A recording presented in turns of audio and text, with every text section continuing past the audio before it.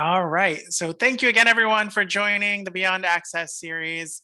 We're very excited to have Lavinia back with us this evening from Everyone Reading to talk about literacy one more time. And today specifically about helping children develop speech.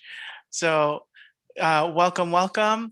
Tonight, for you folks watching at home, as in every night, you'll be able to ask your questions using the Q&A function in Zoom. So just type in your questions there. For those of you who could not make it, you might be watching this on our YouTube channel. This session is being recorded and we're going to upload that tomorrow. At the end of this session, you'll get a link with to a survey to let us know how the session was and how the series is doing. And we would really appreciate you to take a minute out of your day to really give us some feedback and help us improve the series. With that being said, and no additional announcements to make tonight, Lavinia, hello, welcome. Hello, I am so glad to be back, and I'm so glad that spring is around the corner. So it's a good night for one and all.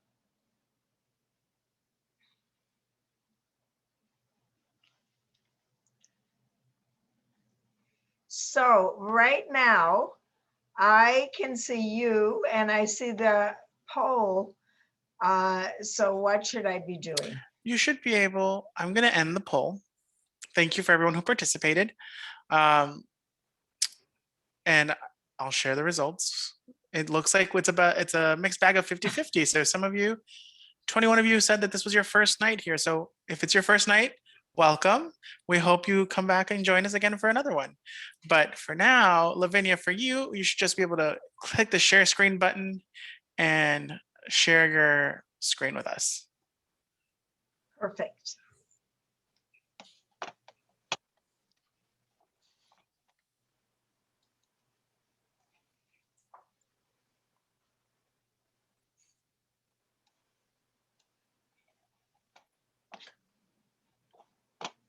Okay.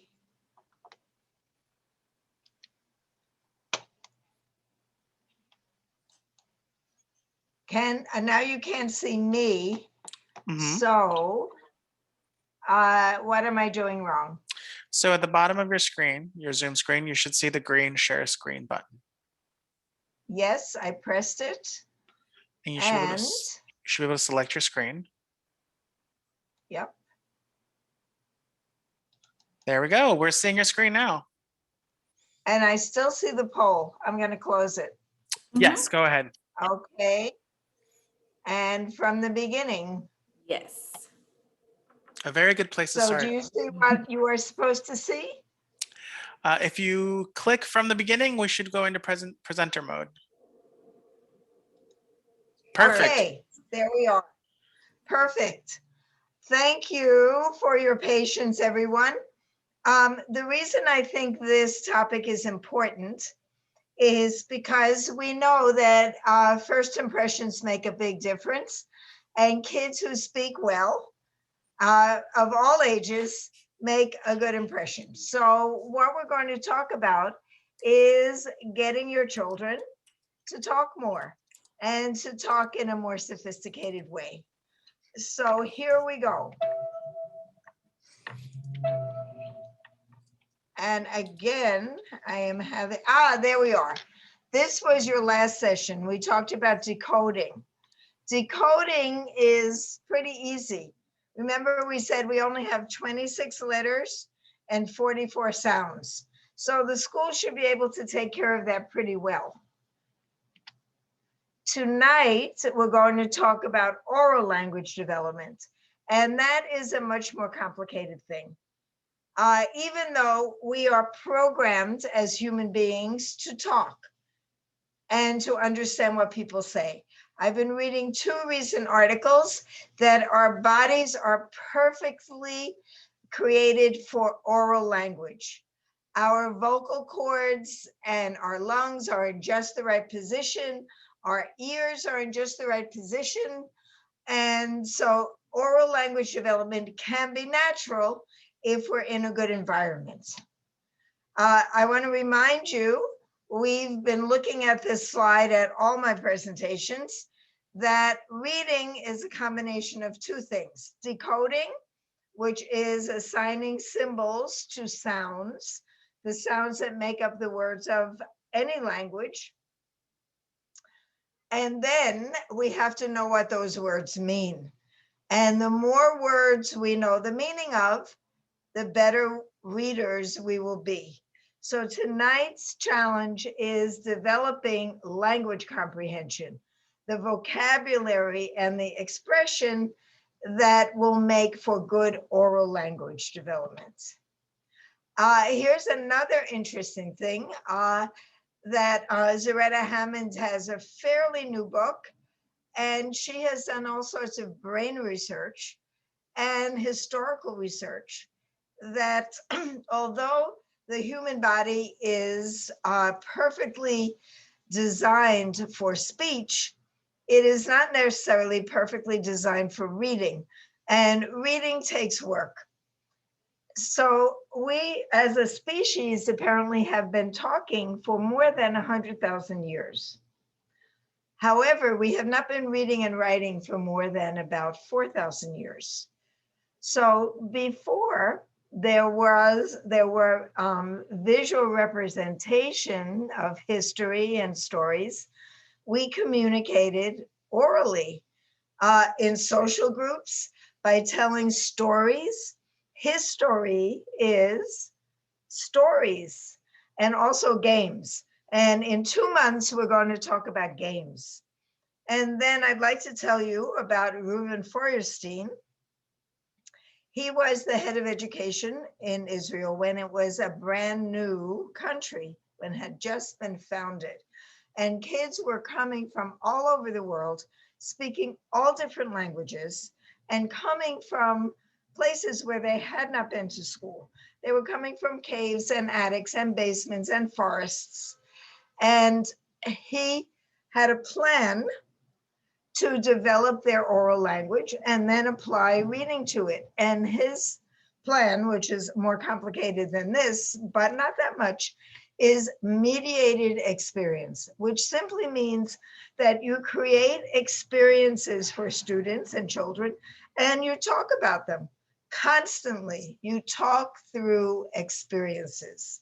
And that's how you develop both oral language and content knowledge. So with your kids, if they are willing, when you're cooking, talk through that. When you're watching television, talk about it. When you're going shopping, talk about it. Whatever you're doing, riding on the bus, even though it may annoy the other passengers, talk about it. That's how you develop oral language. And so we'll go back here to the modalities of language: listening, speaking, reading, and writing. And reading and writing are based on listening and speaking. And then there's the silent language that some people talk with their hands, some people don't. A lot of people talk with their eyes and their faces, and that's another kind of language. I'm always showing you this slide, and I'm going to tell you 2 stories about this slide. First of all, this is true. The most important things you can do with your children are free, but every company is trying to convince you to buy things. So before you do that, look at this slide.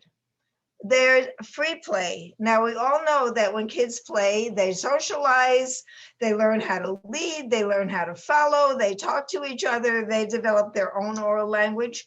Alas, kids aren't playing that much, free or otherwise.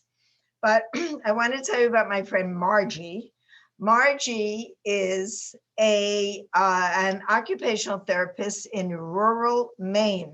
And I didn't think this would be a problem in rural Maine, but she says it is.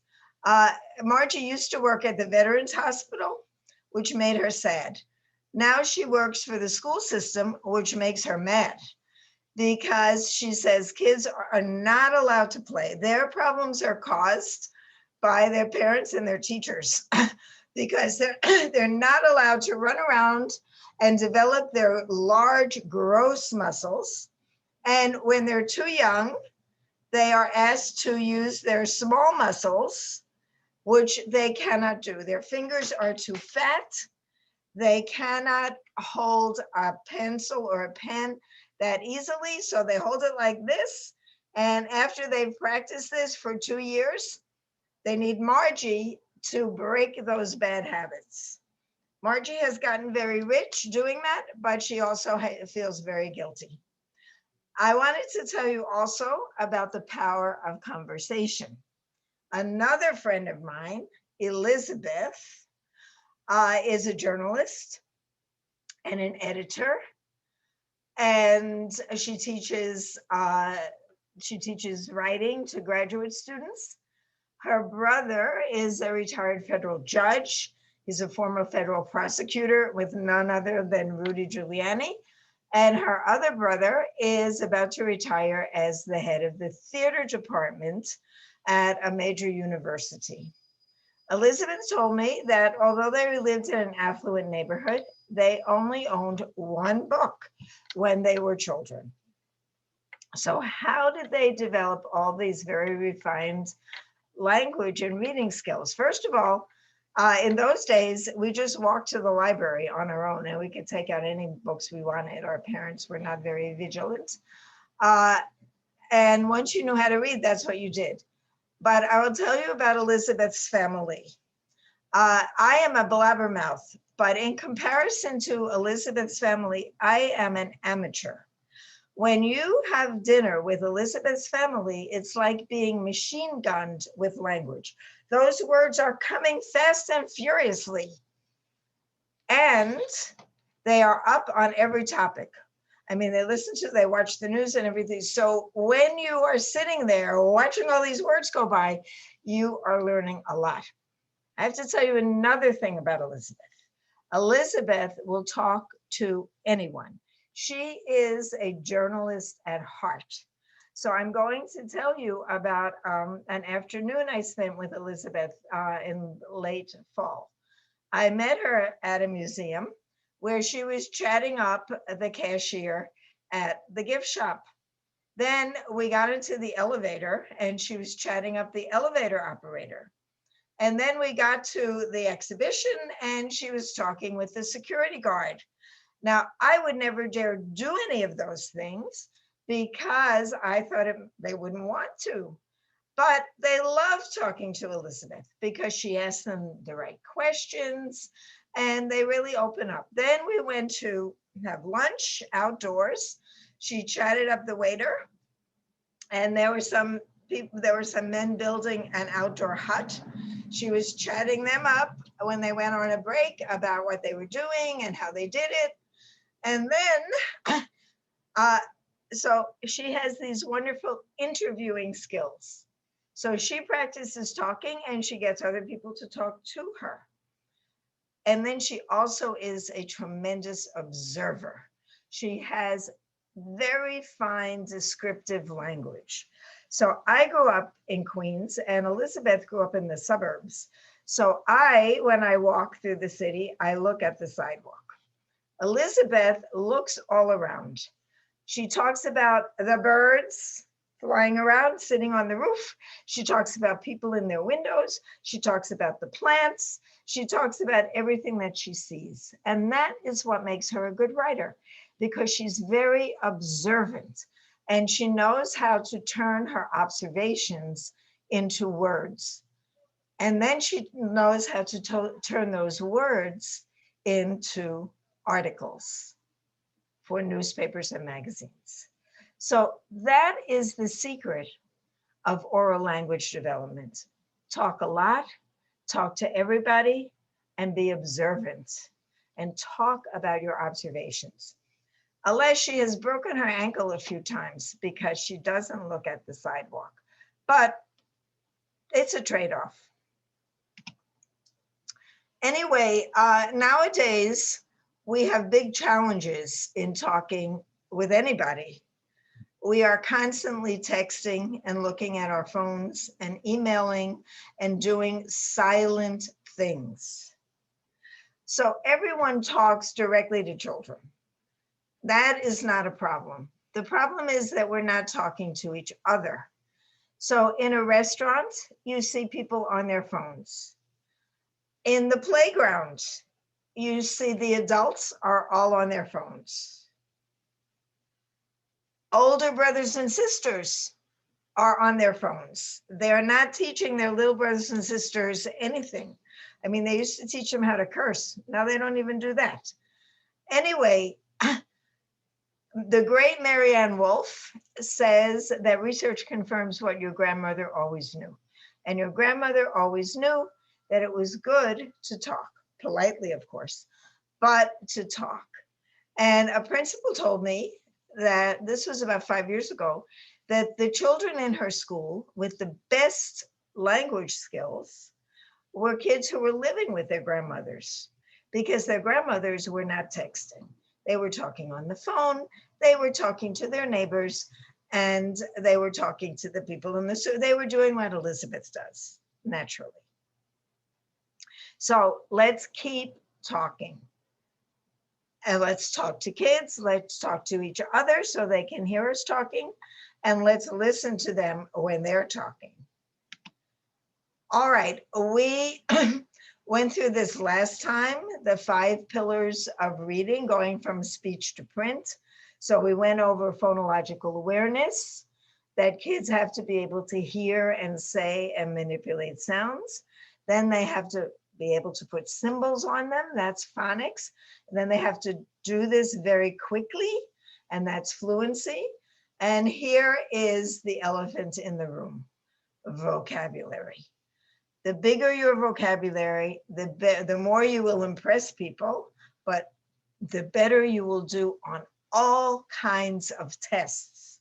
And the better writer you will be, and the better presenter you will be. The problem is, here we are, English has the biggest lexicon, that's the dictionary, sort of the number of words of all the languages in the world. We have probably 1.5 million words now. You can do the math. This 1,022,000 was in 2010, and it's been growing ever since. And people say, the researchers say, that kids need about 80,000 words in their working vocabulary to be successful in high school. So we really have a job ahead of us. This is Vicki Gibson, is a major researcher on early language acquisition. She participated in writing the Common Core. And this is common sense. As Marianne Wolf said, all of this is common sense. The research just confirms common sense. So we start off with listening comprehension. Babies listen to us and they look at our mouths to see where those sounds are coming from. And they look at our eyes to see what our facial expressions can tell them. But there is a period, I think, between about 6 months and a year when they are really focused on our mouths to see how we're making those sounds. And then they're quiet for a while because they're absorbing all of this. And then they start to talk, one word at a time. Labeling, right? Car, mom, boat, I don't know, dinner. And then they start turning it to phrases: big car, yellow car, fast car. And then eventually they get into sentences, and then all of a sudden, with luck, you've got a kid who's talking up a storm. Yay! Oral language. We want them to be expressive. We want them to talk in sentences. We want them to be descriptive. In other words, we want them to be like Elizabeth and her family, even though they may drive you crazy. And reading comes out of that. Then we can teach kids to read with our 26 letters and 44 sounds. And writing is the other side of reading. Remember, writing and reading are a conversation in print. We write so that someone can read our thinking, and we read to understand someone else's thinking. A psychologist at Yale University, Kenneth Pugh, has said, reading is listening with your eyes. So, how are we going to go about developing fluency? Well, researchers have found that rhymes and rhythms really make people remember things. And you know, when archaeologists dig up ancient civilizations, they find musical instruments and they find games. And obviously, people were singing and reciting long ago, for time immemorial. Let's think about poems. They are quite different when you read them in front of you and when you hear them spoken. Let's think about the inauguration and the poet laureate reading her poem out loud. That was so powerful. It would not have been as powerful if they just sent us a copy and we read it ourselves. We would really have to work on that. But when she was reading it, it was instantly accessible and moving. Another very important thing is nursery rhymes for a couple of reasons. First of all, they have a chant and they're easily memorable. And secondly, they have tremendous vocabulary because they're old. They used to be political comments. Now they've kind of lost that meaning, but they're interesting and kids really love them. We had a tutoring program at the Museum of the City of New York. It seems like forever ago. And we used to start the day with nursery rhymes and tongue twisters on the terrace of the Museum of the City of New York. So our tutees would chant, but then all their family members would be chanting. And then all the visitors to the museum would be reciting Little Miss Muffet. And think about the vocabulary in Little Miss Muffet. This is a tuffet. But Little Miss Muffet sat on a tuffet eating her curds and whey, that's cottage cheese. Along came a spider and sat down beside her and frightened Miss Muffet away. The opportunity for acting that out, the opportunity for talking about it, is phenomenal. And how about this one? The Queen of Hearts, she made some tarts, all on a summer's day.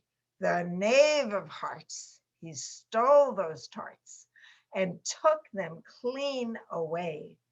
The King of Hearts called for the tarts and beat the knave full sore.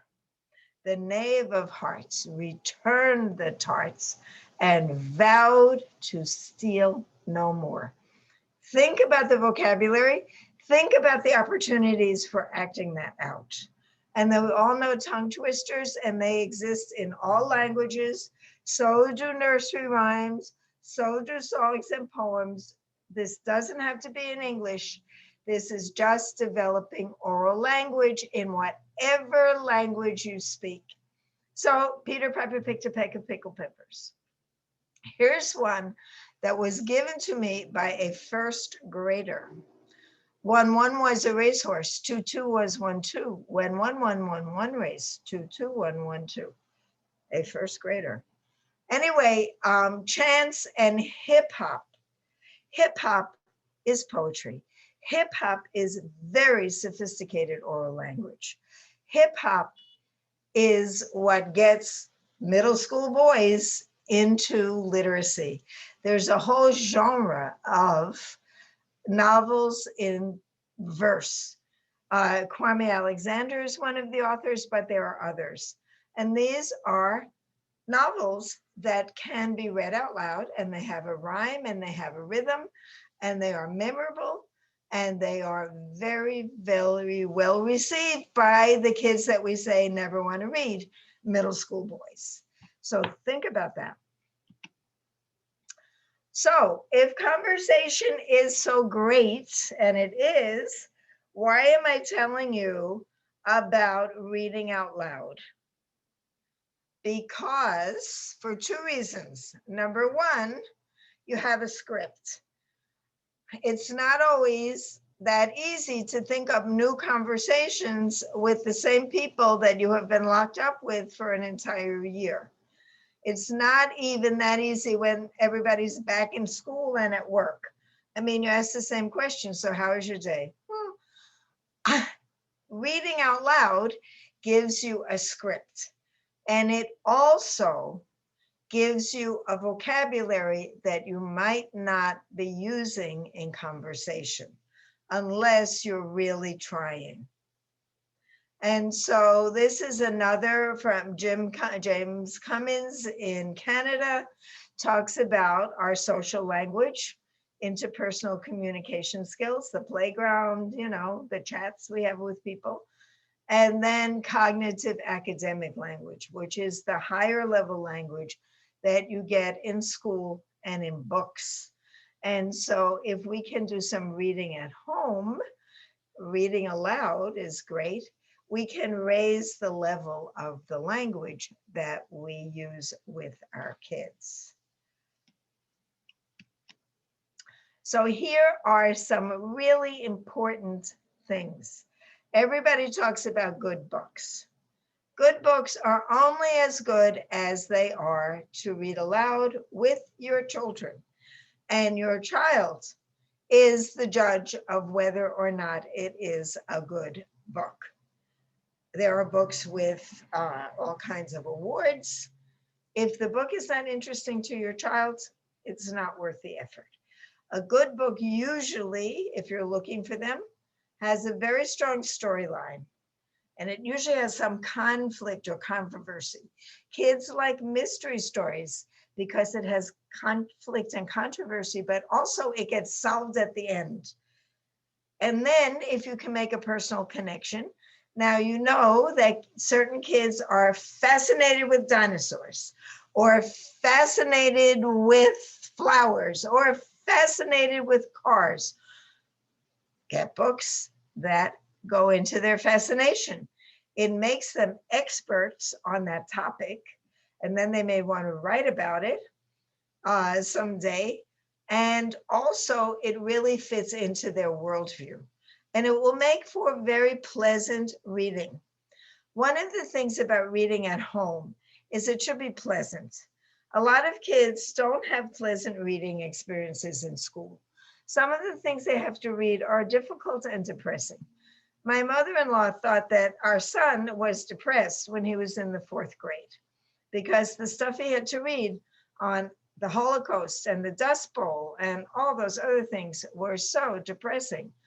The fact is, he would read those for homework, and then he would read books that he really liked for himself, mostly about cars. So work in your kids' interests, and you don't have to finish the book.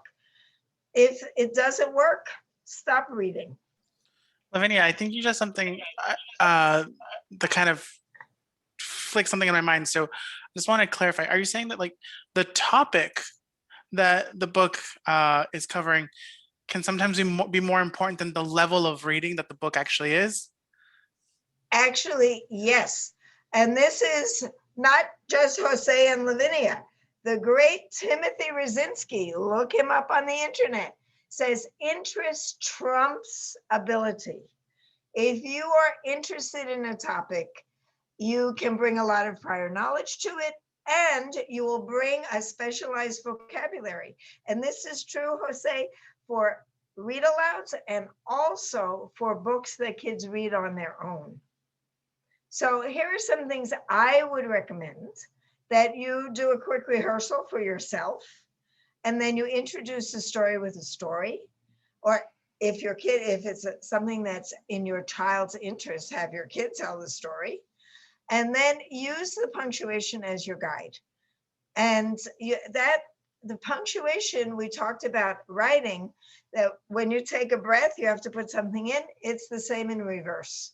When you see a punctuation mark, you should have a little pause for a comma and a little bit longer pause for a period. And that really tells you how the rhythm of the text should go. Please stop if the story is boring, and don't feel bad about leaving things out. You might have to leave out those boring descriptive passages. Here is some advice from a great actor, Hal Holbrook, who always did Mark Twain like for 50 years. And he said, you, the reader, you are the adjectives. So you don't have to read those long descriptive passages. Your job is to keep your kid interested and develop language. Now, we did this last time. If your child knows how to read, or if your child really doesn't read but has memorized his favorite story that you have read 50 times, how many of you have memorized Goodnight Moon?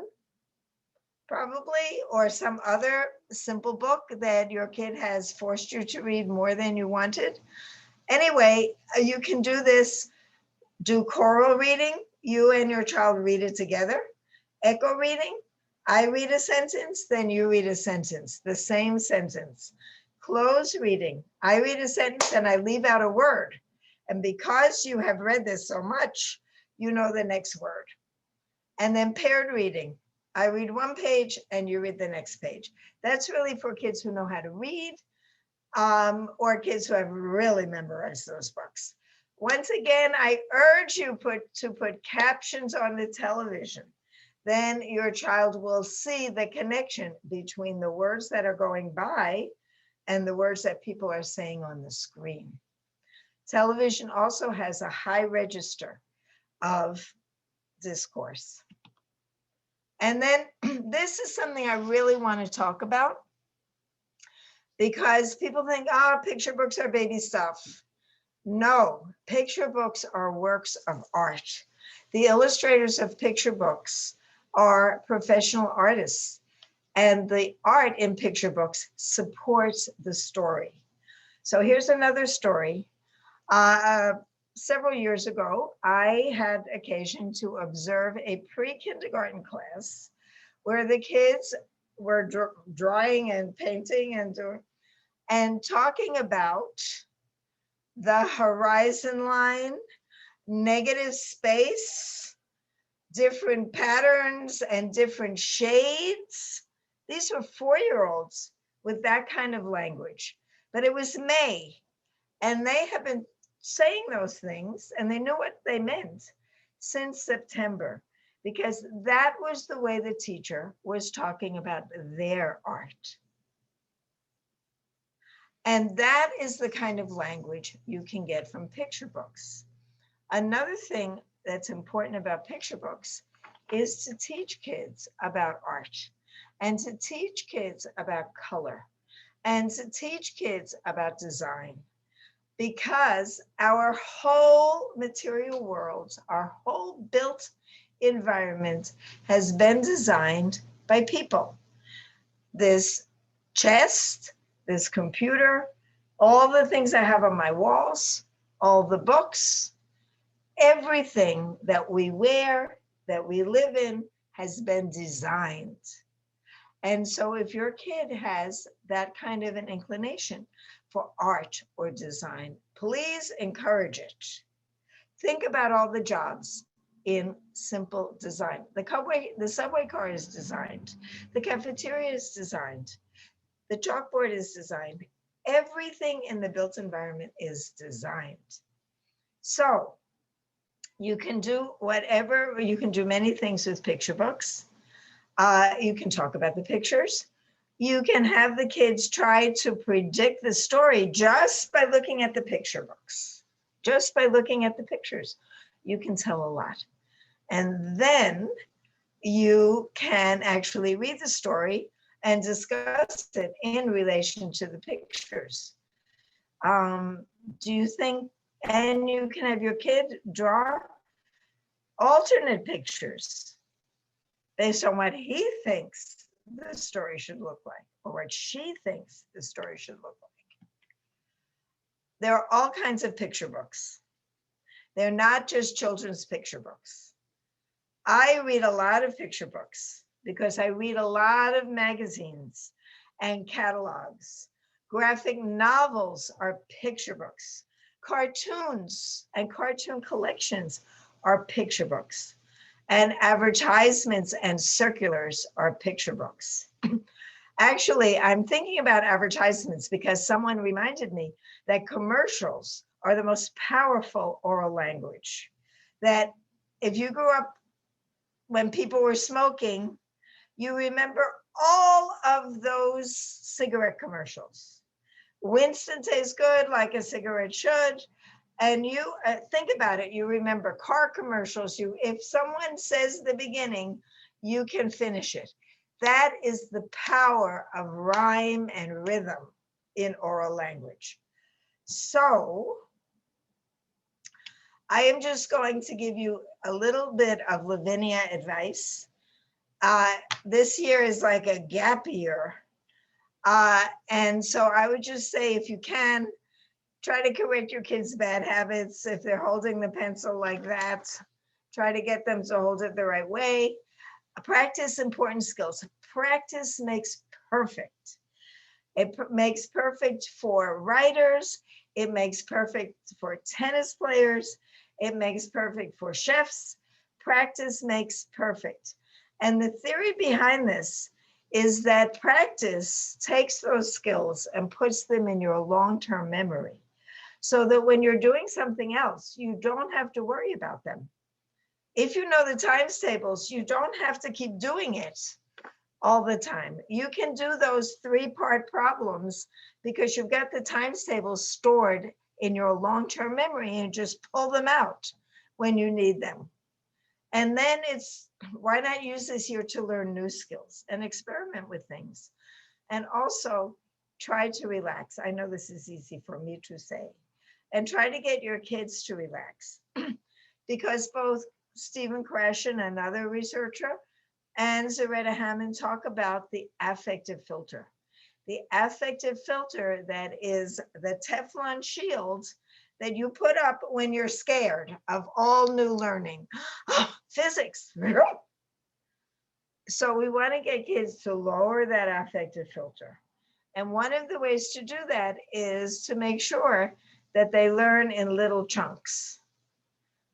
And that's another psychologist, Vygotsky, the zone of proximal development. You don't learn to swim by diving off the 20-foot board. You learn to swim by going in to a low pool or a low sea, a low bay, and starting with the dog paddle. And then you can work yourself up little by little to the 20-foot diving board.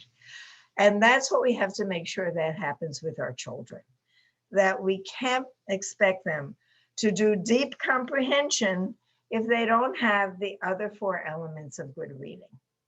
So on that note, I am going to unshare my screen and show you some of my favorite picture books. And here I am. So this is one of my all-time favorite picture books, and it's everybody's favorite picture book because it's always out of stock. And it's called I'd Really Like to Eat a Child. And it's about this little bratty crocodile that wants to eat a child. I'm going to read you about 3 pages and think about the language that is in this very simple picture book. Here's another thing you can talk about with picture books.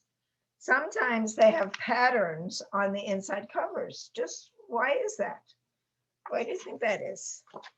And so we have a little child here, but we also have the nuclear crocodile family. Mom, Dad, and Achilles, their precious little only child. And they, like all parents, want Achilles to eat more. So I'm going to read you and think about the level of the language in this very simple picture book. Every morning, Mama Crocodile would bring tasty bananas for little Achilles for his breakfast. And each time she said in wonder, "What a big boy you are getting to be, my son, and how handsome, and what beautiful teeth you have." True, Achilles would say to himself. But one morning, Achilles refused to eat. This worried Mama Crocodile. "Don't you want a tasty banana for breakfast?" she asked. "No, thanks, Mama," Achilles answered. "Today, I'd really like to eat a child." "What an idea, my little Achilles," his mother cried. "Well, children don't grow on banana trees, only bananas do, and that's what I have for breakfast." "I know, but I'd really like to eat a child." Papa Crocodile had an idea. He ran to the village and brought back a sausage as long as a truck. "No, thanks, Dad," Achilles answered. "Today, I'd really like to eat a child." "Come now, Achilles. There's no such thing as a sausage made from children." Anyway, this goes on and on. It's full of idioms, but just think of all the ways they said, asked, answered, whispered. What else do we have here? Asked, answered, whispered, said in wonder. Think about all the different ways that the simple word of said, and it goes on and on. There are many other ways, and I'll read you the ending at the ending, or else I'll tell it to you. Anyway, I'm going to show you some picture books that I really like that have very interesting approaches to art. And remember, most picture books are a combination of the writer and the illustrator, and they have to communicate. They are often not the same people. This picture book is by one person. Anyway, look at the colors here. The name is When Sophie Gets Angry, really, really angry. Look at these colors, right? And look at the frame on the pictures. These pictures, the action is all inside this frame. Anyway, things are not happening well for Sophie. She is falling down and she's getting madder and madder and madder, and the colors are getting darker and darker. And look at this. And she is really fuming. Here it says roar. She is really fuming. And then she goes outside to calm down. And you see towards the end of the book, the colors are turning to blues and greens, which are very serene. Now here's another book with some very interesting art. It's about some animals who want to keep playing after bedtime, and they make up a secret plan. But if you look at the pictures here, first of all, there's a pattern in the front cover. But if you look at the pictures, they are not in frames. As a matter of fact, some of them go way beyond the page. And this is a good conversation. So look at this elephant is mostly not even on the page. And look at all these things that are going on here. Different floors, different activities. And so you can talk with your children about what's going on out here. And you could even have them draw what's going on out here or out there. But you see, this is a very different style. It's also a different style because although there is written text, there's also a lot of conversation in word bubbles. And you have to figure out how to read that out loud. And here is a book that is very soothing. It's about animals that Mr. McGee has been going to the zoo and talking and working with the animals for many years. And one day he doesn't show up. So the animals visit him when he's sick. But look at the color scheme in here. how quiet it is, and line drawings. This is a very soothing book. And you can talk with children. Why do you think the illustrator drew this book this way? Why did he choose these colors? If you want to draw a picture about a sick day for Mr. McGee, what colors would you choose? And how would you draw that? Here's another interesting book. And you can tell by the cover that David is not the most well-behaved child. But you can see David, but you can also see that the illustrator has chosen to write like a child.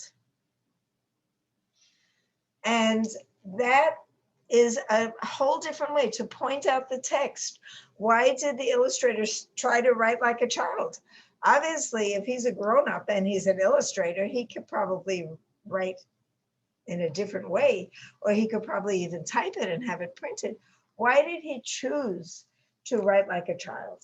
Why did he choose to fill up all the space and make these children so big? Those are all questions that you can discuss, but the book itself is a lot of fun. Every book here is a lot of fun. I have tried this out on many children and they have picked them. And I have other books in my collection that I really like, but are not so much fun. And I don't use them anymore. Here's another interesting book, and there's a whole series that everybody loves by Mo Willems, and he does his own illustrations. And kids can draw this pigeon themselves. They love to draw this pigeon. But this book is entirely in word bubbles.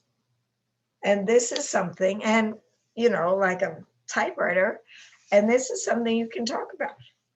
And the colors are usually the same kind of palette of kind of pastels. And then you go on and these word bubbles, and then there's always a page where there are lots of pictures on it. And of course I can't find it. And then there's always a page, and the stories are very similar. That's what kids like about them. The pigeon is very resistant, and then something happens and he is not so resistant anymore.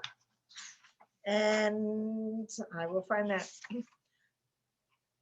Yikes. Yes, here's a page with all different things that the pigeon is saying, different excuses that the pigeon is making for not going to bed. Like, can I have a glass of water?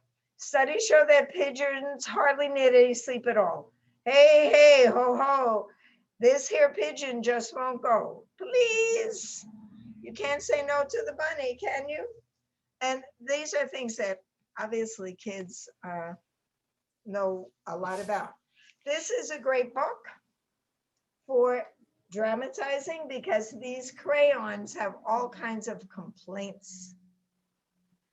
And you read the complaint, and then the kids can just, redo the complaint. They can be the crayon, either with you or with other kids. So here's a red crayon. Dear Duncan, it's me, Red Crayon. We need to talk. You make me work harder than any of your other crayons. All year long, I wear myself out coloring fire engines, apples, strawberries, and everything else that's red. I even work on the holidays. I have to color all the Santas of Christmas and all the hearts on Valentine's Day. I need a rest. Your overworked friend, Red Crayon. Now, everything looks like it was done by a child, but the language is quite sophisticated. And these are manageable drawings. And kids really like to act that out because they love to complain. These are all Now, so great, Lavinia. And I'm wondering that there's a lot of these books, folks can just do a simple Google search to find some of these digitally so they can look at them at home. yes. And I mean, now that bookstores and libraries are pretty well closed, you can look at a lot of things at home, and you can usually go through the pages. Thank you, Jose. And go through the pages with your kid and say, you know, would you like to read this book? A lot of them are digital that you can read from the screen, and others, you know, you can purchase. And paperback children's books online are not that expensive, but don't buy things. Conversation. And there's Read libraries it. too, right? Libraries, they will open up. Yes, go to the library. They'll let you take out 50 books at a time. Now, these are my picture books because I love to read magazines. So here's Vanity Fair, a whole bunch of pictures to talk about. And here's a picture with a personal story. Here's Aquafina, better known as Nora Lum. When I was growing up in Queens, her grandparents' restaurant was the place to go on a date. You knew someone loved you if you went to that Chinese restaurant. Now, Nora Lum is a famous actress, but I have to tell you her backstory, which is very interesting for you and for your children. Nora Lum went to LaGuardia High School at the same time as my son did, but they weren't friends. I mean, they, you know, saw each other in the cafeteria maybe. But they had the same experience, that they were hotshots in their junior high schools, and then they weren't such hotshots at LaGuardia. Nora was a trumpet player, and she found that there were much better trumpet players in this city. And my son wanted to be like an artist, but he found that there were much better artists in this city. Nora pursued the trumpet, but she also started rapping and she did comedy. And now she is a famous actress. My son went into design, and now he does visual merchandising for Saks. They do the windows. So they both found that what they thought they wanted to do was something that needed either more work or more talent, and they found other avenues for their talents. And I think that's a very important lesson for kids. So anyway, magazines. And there are lots of magazines for children. There's Time for Kids, The Week Junior, Scholastic has magazines. National Geographic has magazines, and you can get them through the school. You can get them online. Circulars from the supermarket. You can talk about food, and you can do math. Here, 2 for $2.29. Mushrooms. So how much is one package of mushrooms? And then you get these every day. Catalogs. Here's real estate. All the things that come through, that land on your doormat, are picture books, and you can talk endlessly about them. Here is one of my favorite picture books for kids, and then we'll end, and I'll answer questions. For 2-year-olds who like to say no, this is a good start. The spot books are great because little 2-year-olds think they're reading. Spot's mom is looking for him, and she has to look because he's disappeared, as 2-year-olds would like to do. And she's looking for him and finding all these other animals. And the answer, is he behind the door? And your 2-year-old says his favorite word, reads his favorite word, no. So that's my last word about picture books and about conversation. Now let's have a conversation. Do you have any questions for me, Jose? So we have one, and it's folks wanting to know if you could share your list of recommended books you've shared with them tonight. So if you just want to shoot us that list, we can email it out to everyone who registered. Okay, I will do that. But remember, these are my favorite picture books. I think that's a good point, right? The judge of a good picture book is your child. And that is the final answer. Reading together is supposed to be harmonious and joyful and exciting. And so if your child is not experiencing joy and excitement, That's not a good book. Even if Lavinia likes it, even if you like it. I personally love Madeline. Not, it didn't go over well when I tried it the last time. So anything else? No, I think that's a really good point about making it work for your families and not really looking for like the top 10 picture books. Finding out what, and I think one of the things that you touched on earlier is really the key here, is that the topic is much more important than the book, because it's what your child is going to be interested in. I remember that the thing that got me into reading, I've always been, I was a very slow reader. I had like really hard retention, retaining information, and I would like run my finger along the page, read word for word, and it would take me a long time. And I hated it. And the thing that got me into it was the Harry Potter books, because it was something I liked, and it wasn't anything at all that anyone was asking me to read. So I think it's great to bring it back to saying, you know, the topic is more important than the books themselves. So that's great. I have to ask personally, does the crocodile eat a child? I will tell you. So it goes on, and the book is full of idioms. The parents were beside themselves.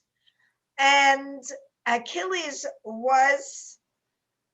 had a sweet tooth, so they tried baking a cake for him.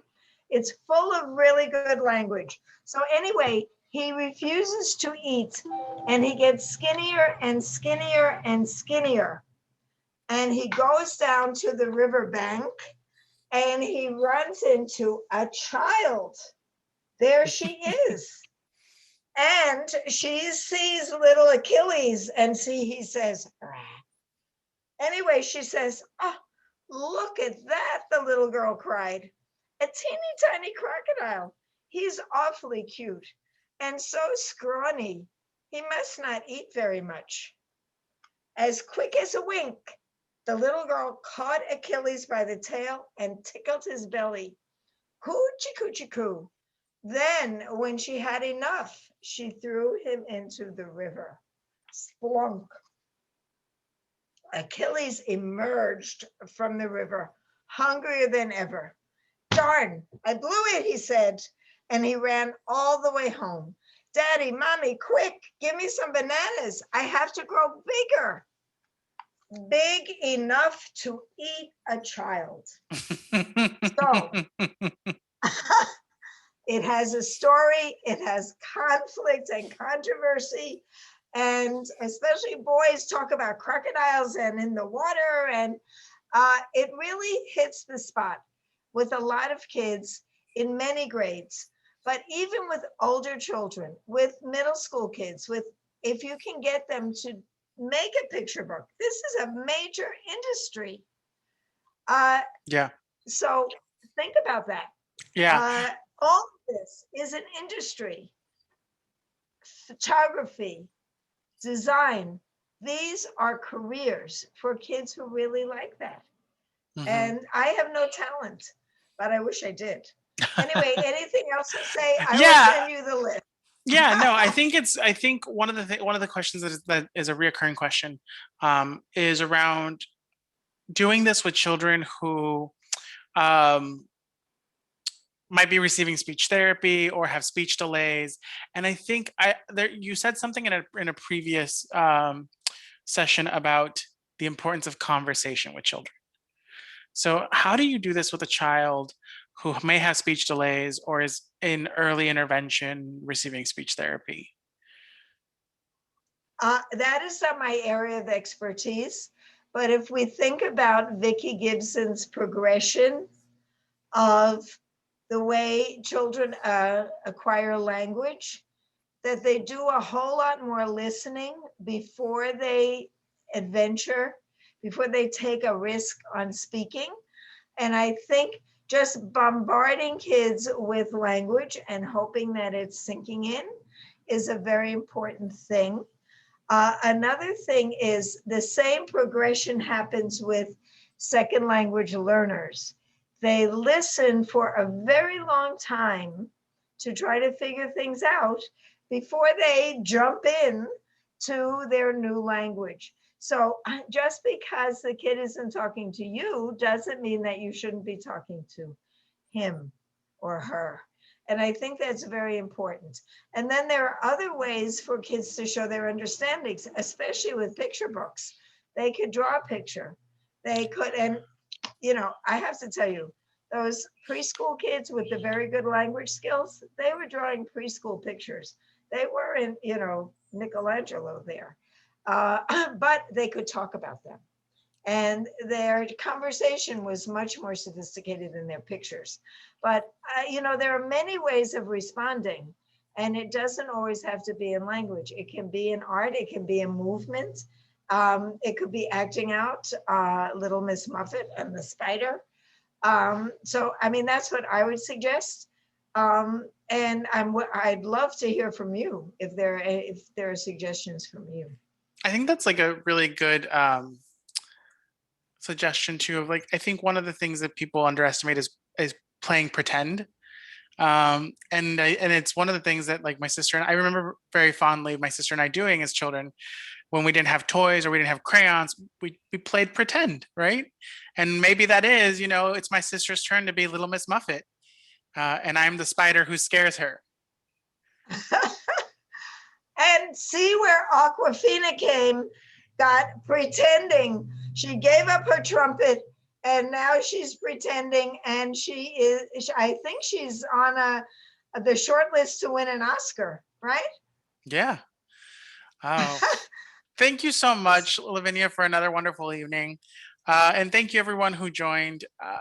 We really appreciate it. Just want to put in one quick reminder. Tomorrow you're going to get an email from us, and that email is going to have 3 links for you.